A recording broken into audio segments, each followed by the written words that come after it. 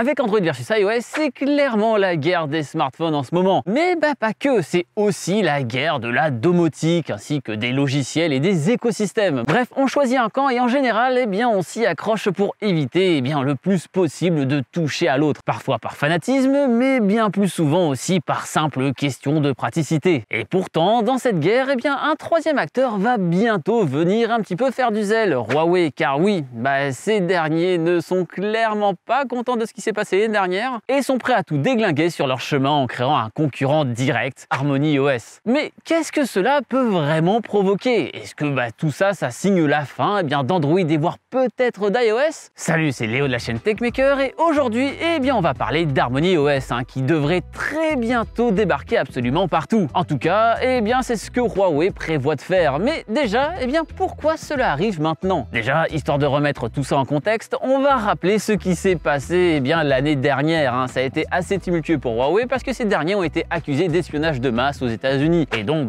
Trump était pas très content de ce genre de choses et il a donc décidé de bannir Huawei du sol américain. Et donc, tout ça, ça empêche les différentes entreprises américaines de faire affaire avec ces derniers. Donc, plus possible de bosser avec Google, par exemple, le plus gros système d'exploitation Android. Et quand tous les téléphones sont sur ce système-là, c'est un peu le caca, quoi. Bref, on en a parlé dans 4 vidéos l'année dernière. Alors, je vous laisse tout ça en fiche en haut à droite parce que ça va être compliqué de résumer 40 minutes de vidéo en 30 secondes. Mais au moins, vous pouvez vous faire une idée de tout ça assez rapidement et de ce qui a pu se passer sur l'année dernière. Mais voilà, il y a beaucoup de choses à dire. Et donc, depuis, Huawei a du mal à reconquérir le cœur des gens avec leurs smartphones qui sont certes extrêmement bons du côté hardware, mais côté logiciel, il y a toujours ce souci que ça tourne sous AOSP, donc Android Open Source Project. Un peu moins ergonomique et surtout plus du tout l'accès aux services Google qu'on utilise tous les jours, que ce soit par exemple YouTube, que ce soit Gmail, que ce soit Drive, que ce soit Docs, bref, tout ça ne fonctionne plus sur les systèmes Huawei. Et surtout, le Play Store. Et c'est certes parfois possible un peu de maroufler tout ça avec des systèmes, par exemple avec l'application web ou ce genre de choses, mais dans tous les cas, on perd énormément de praticité. Suite à ça, Huawei a décidé de créer HarmonyOS, un système d'exploitation mobile toujours basé sur AOSP, qui a comme but de proposer une alternative vraiment très intéressante à Android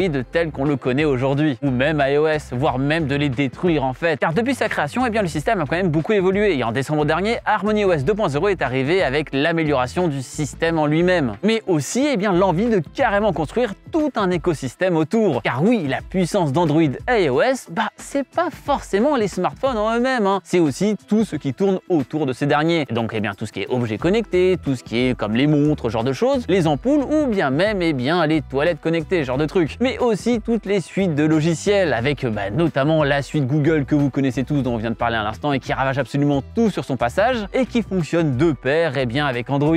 En général, il faut choisir un écosystème quand on a un smartphone et rester dedans si on souhaite profiter des pleines puissances et des pleines fonctionnalités de ce dernier. Un exemple tout bête, vous pouvez utiliser des AirPods avec un smartphone Android, mais clairement il y aura beaucoup moins de choses qui vont marcher et les fonctionnalités seront bien plus limitées. Bref, c'est comme sur World of Warcraft, on choisit sa faction et donc les objets et les factions autour vont en découler. Et ça c'est hyper important, voire encore plus que le produit de base qui est le smartphone en lui-même. Le truc c'est que Huawei n'est pas le premier à essayer de faire de l'ombre aux deux grands géants. Il y a déjà eu par exemple BlackBerry OS ou encore les fameux Windows Phone. Et vous savez sûrement comment ces deux derniers ont fini? Ouais, pas vraiment dans de beaux draps. Car faute de produits pour créer un écosystème comme les autres. Mais c'est là que Huawei un petit peu plus réfléchi et essaie de se démarquer de ces deux échecs en embarquant plein d'autres marques dans sa folie. En effet, 40 sociétés ont rejoint l'écosystème Harmony pour créer tout cet univers. Il y a de tout là-dedans, que ce soit de l'objet connecté ou du logiciel. Et on peut y voir vraiment des très gros comme Bilibili, le YouTube chinois, qui sont clairement pas des petits rigolos. Rien qu'en 2019, il y avait plus de 27 millions d'utilisateurs actifs par jour sur Bilibili. Et on parle pas de Dailymotion, là clairement. Huawei pousse à mort pour que tout le monde les rejoigne, avec par exemple une aide non négligeable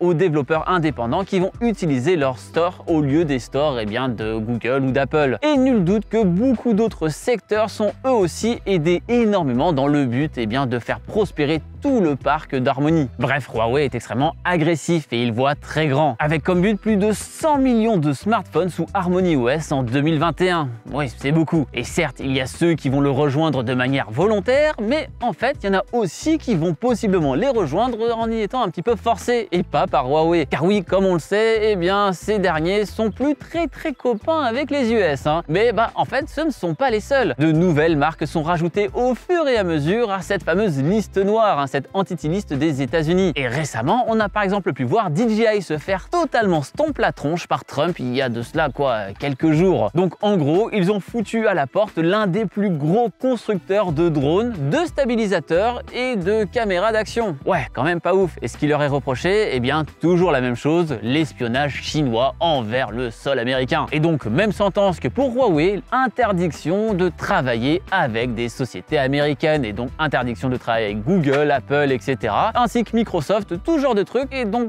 possiblement les drones DJI ne vont peut-être plus marcher d'ici 1 ou 2 ans avec les applications Android et iOS. Car oui, pour Huawei, on a beaucoup parlé de Google, mais faut pas oublier que Apple est aussi sous le sol américain, donc il y aura aussi des problèmes à ce niveau-là. Donc ouais, ça fait très mal, mais d'un autre côté, ça fait le bonheur de Huawei qui va pouvoir sans trop de problèmes rallier à lui l'un des plus gros constructeurs de tous ces objets-là, parce que ouais, ils auront plus trop le choix. Et donc encore une fois, enrichir un peu plus son écosystème. Et quand on voit que cette fameuse liste ne fait que s'allonger au fur et à mesure, on se dit que ça n'est sûrement pas un cas à part et que d'autres sociétés vont très rapidement les rejoindre. Ça risque de créer une énorme scission sur le marché et des exclusivités dans tous les sens. Vous imaginez ne plus pouvoir utiliser des trucs que vous avez chez vous dans quelques années parce que du coup il y a ces soucis-là. C'est quelque chose qui est clairement possible. Donc peut-être que les drones finiront par être encore une fois une exclusivité d'Harmony. Et certes, les drones ça intéresse pas tout le monde, mais peut-être qu'un jour,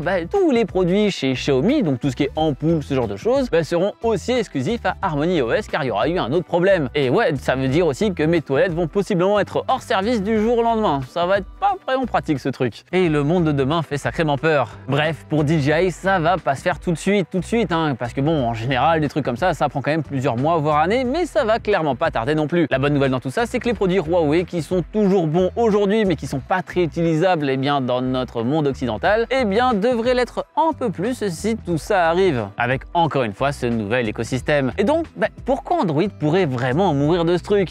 En réalité, faut quand même être un sacré mastodonte pour prendre sa place, car on parle encore une fois de Google. Néanmoins, si Harmony OS est aussi costaud que ce qu'on nous dit, ça risque de bien affaiblir la concurrence, vu que les gens quittant l'écosystème le feront sûrement pour une assez longue période. Car on peut prendre l'exemple des fameuses montres connectées, parce que sous Android, elles se font pulvériser par celles d'Apple, car ces dernières connaissent déjà une scission avec Android Wear d'un côté et Tizen OS de l'autre. Ce qui fait que le marché a de plus en plus de mal à s'agrandir, que les applications fonctionnent pas forcément très bien et à se perfectionner parce que tout le monde ne travaille pas ensemble sur ces produits et sur ce logiciel. Et donc ce problème des montres connectées risque de s'étendre à tout ce qui existe.